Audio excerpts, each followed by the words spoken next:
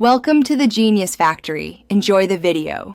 In this video, I will explain how to activate launch control in your Audi SQ7. First, ensure your vehicle is at operating temperature.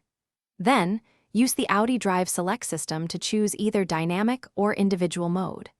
This setting prepares your engine, transmission, and suspension for optimal performance, ensuring your SQ7 is ready for an exhilarating start.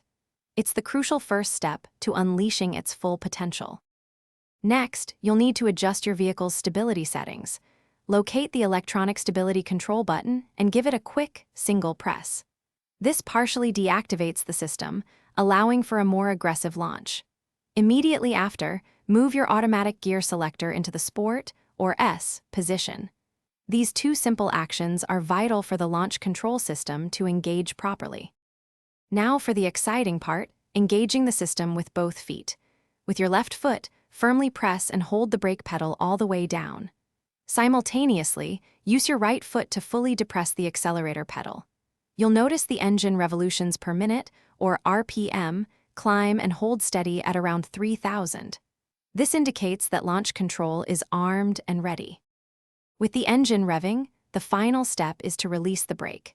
Quickly lift your left foot off the brake pedal while keeping your right foot firmly on the accelerator. Your Audi SQ7 will then launch with incredible force, utilizing its all-wheel drive system for maximum traction. Remember, launch control puts significant stress on components, so use it responsibly and not too frequently. Thanks for watching. If you found this helpful, don't forget to like and subscribe.